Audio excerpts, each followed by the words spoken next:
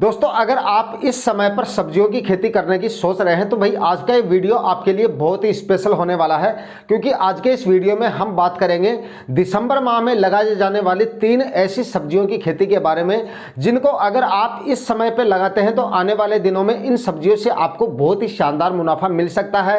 क्योंकि जिन सब्जियों की खेती के बारे में यहाँ पर मैं आपको बताऊंगा उन सब्जियों की खेती मैं खुद भी करने वाला हूँ, और अगर उन सब्जियों को हम इस समय पर लगाते हैं तो उनसे उत्पादन तो हमें शानदार मिलेगा ही, मंडी भाव भी आपको उससे काफ़ी शानदार मिल जाते हैं। उन सब्जियों की खेती अगर इस समय हम करते हैं तो लगभग मार्च के पहले सप्ताह तक हमारी सारी सब्जियां हार्वेस्टिंग पे आ जाएंगी, और उस समय उन सब्जियों के जो मंडी भाव होते हैं वो लगभग 40-50 रुपए केजी तक तो हमें आराम से मिल जाएंगे। और इतना अगर मंडी भाव किसी सब्जियों की खेती से हमें मिल जाता है तो भाई मुनाफा भी जो है हमारा काफ़ी शानदार निकल के आ सकता है। भाई वीडियो की शुरुआत कर लेते हैं। उससे पहले चैनल पर नए हैं तो चैनल को सब्सक्राइब जरूर कर लीजिएगा और साथ में बेल आइकन भी प्रेस कर दीजिएगा ताकि समय समय पे आपको खेतीबाड़ी से रिलेटेड वीडियोज मिलते रहें। नमस्कार दोस्तों, मेरा नाम है सुरेश और आप देख रहे हैं खेत किसान झुंझुनू। दोस्तों, जिन सब्जियों की खेती के बारे में यहाँ पर मैं आपको बताने वाला हूँ उन सब्जियों को मैं हर बार लगाता हूँ और इस बार भी उन सभी सब्जियों को लगाने वाला हूँ। इसलिए जो भी मैं आपको यहाँ पर जानकारियाँ देता हूँ मैं अपने अनुभव के हिसाब से देता हूँ। ऐसी सब्जियों की खेती के बारे में ही आपको बताऊंगा जिनसे वास्तव में आपको अच्छा उत्पादन मिल सकता है और अच्छा मुनाफा वो सब्जी आपको देकर जा सकती हैं। दोस्तों, यहाँ पर आप नंबर 1 पे ले सकते हैं हरी मिर्ची की खेती को। हरी मिर्ची की खेती यकीनन आप अगर इस समय पे करते हैं तो वास्तव में आपको सबसे ज़्यादा प्रॉफिट देने की क्षमता रखती है अगर आप इस समय पर हरी मिर्ची लगा लेते हैं। सबसे बड़ी बात तो इसकी यह है कि ये लंबे समय तक चलती है, यानी काफ़ी लंबे समय तक आपको उत्पादन देती रहती है। क्योंकि अगर आप दिसंबर में इसकी खेती कर लेते हैं, इसका प्लांटेशन अगर आप दिसंबर में कर देते हैं तो लगभग आपकी ये मिर्ची अगस्त महीने तक आपको लगातार उत्पादन देती रहेगी। और इतने लंबे समय तक अगर कोई फसल आपको भाई उत्पादन देती है तो उसमें आपको तरह तरह के मंडी भाव देखने को मिल जाते हैं। ऐसा नहीं है कि कुछ फसलें महीने 2 महीने जो है उत्पादन देकर और उसके बाद में समाप्त हो जाती हैं, तो उसमें जो मंडी भाव होते हैं उन्हीं मंडी भाव में हमें बेचना पड़ता है। लेकिन मिर्ची की फसल में ऐसा नहीं है, क्योंकि ये काफ़ी लंबे समय तक चलती है और इतने दिनों तक अगर 7-8 महीने तक किसी फसल को हम बेचते हैं तो उसमें हमें हर तरह के मंडी भाव देखने को मिलेंगे। हो सकता है कुछ महीनों में हमें जो है मंडी भाव डाउन देखने को मिले, लेकिन कुछ महीनों में इसके भाव हमें टॉप भी देखने को मिल सकते हैं। अगर आप इस समय पर हरी मिर्ची लगा लेते हैं तो यकीनन मार्च के महीने में आपकी जो हरी मिर्ची है वो हार्वेस्टिंग पे आ जाती है, और मार्च महीने में हरी मिर्ची के मंडी भाव आप चाहे इंडिया की किसी भी मंडी में रहते हो, मार्च महीने में हरी मिर्ची के जो मंडी भाव होते हैं वो सबसे टॉप पे रहते हैं। यानी कि 40-50 रुपए केजी तक के आपके मंडी भाव जो है उस समय आपको मिल जाते हैं। और इतने अच्छे मंडी भाव अगर आपको हरी मिर्ची से मिल जाते हैं तो आपका मुनाफा काफ़ी हद तक निकल के आ सकता है, क्योंकि इसका उत्पादन भी काफ़ी शानदार होता है। लंबे समय तक तो उत्पादन मिलता ही है, साथ ही ज़बरदस्त उत्पादन भी हमें हरी मिर्ची की खेती से मिलता रहता है। हरी मिर्ची की जितनी आप हार्वेस्टिंग करते रहोगे, अगर आप समय पर हार्वेस्टिंग करते रहोगे, जितनी ज़्यादा हार्वेस्टिंग करोगे उतनी ही आपको इसमें फ्रूटिंग देखने को मिलेगी।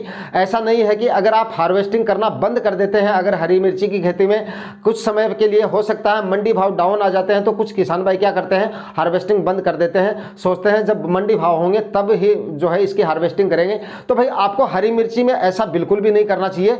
मंडी भाव चाहे कितने भी हो, अगर डाउन आ भी जाते हैं तो समय पर आपको हार्वेस्टिंग कर लेनी चाहिए, जिससे आपके प्लांट भी जो है हेल्दी बने रहेंगे और साथ में फ्रूटिंग भी जो है नई फ्रूटिंग भी समय पर आपको उसमें मिलती रहेगी। लेकिन अगर आप हार्वेस्टिंग बंद कर देते हैं तो आपके प्लांट की ग्रोथ भी जो है वहीं पर रुक जाती है और साथ ही उत्पादन भी आपको उतना अच्छा नहीं मिल पाता है।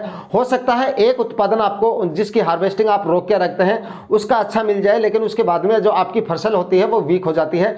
तो समय समय पर आप इसकी अगर समय पर हार्वेस्टिंग करते रहेंगे, समय पर स्प्रे और फर्टिगेशन वगैरह करते रहेंगे तो हरी मिर्ची से आप काफ़ी अच्छा उत्पादन और काफ़ी अच्छा मुनाफा ले सकते हैं। नंबर 2 पे दोस्तों यहाँ पर आप बैंगन की खेती कर सकते हैं। दिसंबर में अगर आप बैंगन की खेती करते हैं तो 30-40 रुपए मिनिमम आपको इसके मंडी भाव मिल जाएंगे। 30-40 रुपए केजी मंडी भाव भैया आपको इतने ही मिलेंगे अगर आप बैंगन की खेती करते हैं। इससे हो सकता है ज़्यादा भी मिल जाए, 40-50 रुपए केजी तक भी मिल जाते हैं। लेकिन अगर आप 30-40 रुपए केजी भी इसके मंडी भाव लेकर चलते हो तब भी आपका मुनाफा इससे काफ़ी अच्छा निकल जाता है। और बैंगन से भी आपको जो है उत्पादन जो है वो काफ़ी शानदार मिल जाता है और लंबे समय तक आपको इससे उत्पादन मिलता रहता है।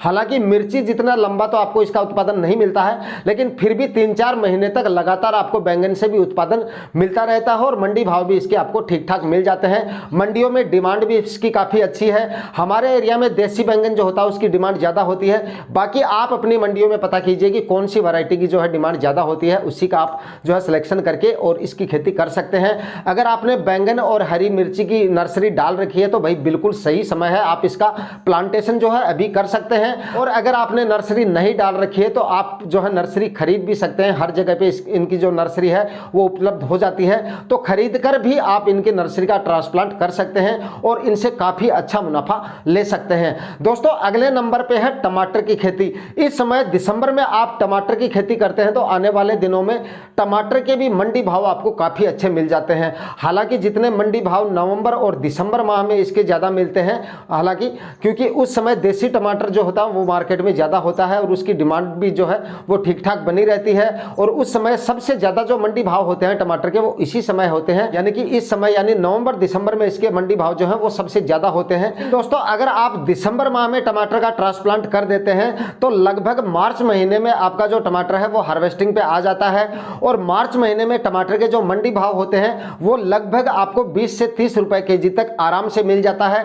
भाई मंडी भाव आपको उतने ज़्यादा नहीं लग रहे होंगे, लेकिन टमाटर का जो उत्पादन होता है वो काफ़ी शानदार होता है। तो मंडी भाव थोड़े से अगर आपको कम लग रहे हैं, जैसे मिर्ची का मैंने आपको 40-50 रुपए केजी बताया, वहाँ पर अगर टमाटर का मंडी भाव 20-30 रुपए अगर आपको मिल रहा है तो वो काफ़ी ठीक ठाक मंडी भाव है, क्योंकि इसका उत्पादन मिर्ची से काफ़ी डबल होता है, यानी कि उत्पादन इसका काफ़ी शानदार आपको मिलता रहता है। दोस्तों अगर टमाटर की खेती आप इस समय करते हैं तो टमाटर से भी आपको काफ़ी अच्छा मुनाफा मिल सकता है। यकीनन अगर इन तीनों फसलों को इस समय पर आप लगाते हैं तो आने वाले दिनों में ये तीनों फसलों से आपको जो है 1 एकड़ में अगर आप तीनों फसलों को लगाते हैं तो यकीनन आप 2.5 से 3 लाख रुपए का इन तीनों फसलों से अच्छा मुनाफा ले सकते हैं। अगर आप 1 एकड़ में इन सब्जियों को लगाना चाहते हैं तो इन तीनों फसलों की खेती आप एक साथ करें और फिर देखें आपको जो है इसका मुनाफा जो है वो काफ़ी शानदार मिलने वाला है। दोस्तों अगर आप इन तीनों फसलों को अगर आप लगाने की सोच रहे हैं तो लगाने से पहले यहाँ पर आपको कुछ सावधानियां जो है वो ज़रूर रख लेनी है, क्योंकि ये तीनों फसलें काफ़ी लंबे समय तक आपको उत्पादन देती हैं। और जो फसलें लंबे समय तक अगर हमें उत्पादन देती हैं तो उसमें हमें बेसल डोज जो है वो काफ़ी अच्छी मात्रा में डालने पड़ते हैं। तो अगर आप इन तीनों फसलों को लगाने की सोच रहे हैं, आप इनके लिए बेसल डोज के रूप में गोबर की सड़ी हुई खाद अच्छी मात्रा में आपको डालनी है। ऐसा नहीं कि आप 1 एकड़ में 2 से 3 ट्राली सड़ी हुई गोबर की खाद डाल देंगे उससे काम चल जाएगा। हालांकि उससे काम चल जाता है, लेकिन अगर मिर्ची की फसल से और बैंगन की फसल से और टमाटर की फसल से आपको लंबे समय तक उत्पादन लेना है तो आपको जो है गोबर की सड़ी हुई खाद अच्छी मात्रा में डालनी है। 5 से 6 ट्राली सड़ी हुई गोबर की खाद कम से कम आपको 1 एकड़ में जरूर डालनी है। हालांकि 6 से 7 ट्राली अगर आप डाल देंगे तो वो तो और भी ज्यादा बढ़िया रहेगा, क्योंकि आपका जो उत्पादन रहेगा वो काफी अच्छा बना रहेगा। गोबर की खाद सब्जियों की खेती में सबसे ज्यादा महत्वपूर्ण होती है। सड़ी हुई गोबर की खाद का रिजल्ट सब्जियों की फसलों में रासायनिक खाद उर्वरकों के मुकाबले काफी अच्छा होता है। तो रासायनिक खाद उर्वरकों के जो बेसल डोज होते हैं वो भी आपको डालने हैं। 40 केजी प्रति एकड़ के हिसाब से यहाँ पर आपको जो है डीएपी लेनी है, 30 केजी प्रति एकड़ के हिसाब से यहाँ पर आपको पोटास लेना है और 20 केजी प्रति एकड़ के हिसाब से यहाँ पर आपको यूरिया लेनी है। तीनों खादों का अच्छी तरह से मिश्रण तैयार करके और उसके बाद में आखिरी कल्टीवेशन से पहले, बेड बनाने से पहले पूरे खेत में आपको डाल देने हैं और उसके बाद में प्लास्टिक मल्च वगैरह लगाकर और अच्छी तरह से आप इनकी खेती दिसंबर में कर सकते हैं। अगर आप इस समय पर इनकी खेती करते हैं तो आने वाले दिनों में आपको इन सब्जियों से काफी अच्छा मुनाफा मिल सकता है। आज के वीडियो में इतना ही। वीडियो में दी गई जानकारी अगर आपको अच्छी लगी तो वीडियो को लाइक शेयर कर दीजिएगा। चैनल पे नए हैं तो सब्सक्राइब जरूर कर लीजिएगा। मिलते हैं किसी नए वीडियो में नए टॉपिक के साथ, तब तक के लिए जय हिंद।